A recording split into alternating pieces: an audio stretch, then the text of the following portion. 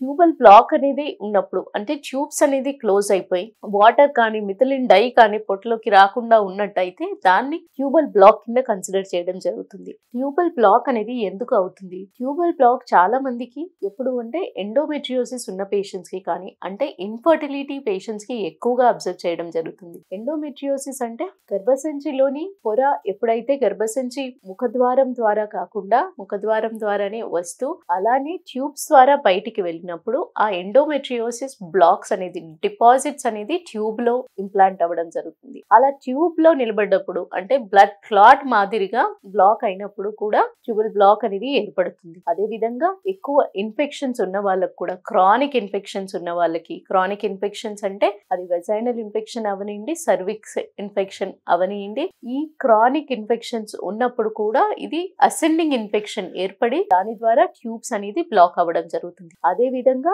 ఇంకోటి abdominal infections కూడా tubal black కి కారణం అవుతాయి. అబ్డామినల్ ఇన్ఫెక్షన్స్ వల్ల ఒక్కోసారి ఫలోపియన్ ట్యూబ్స్ అనేది వాయడము సాల్పింగైటిస్ అంటారు. ట్యూబల్ ఇన్ఫెక్షన్ అనేది జరిగినప్పుడు బ్లాక్స్ అనేది ఏర్పడతాయి.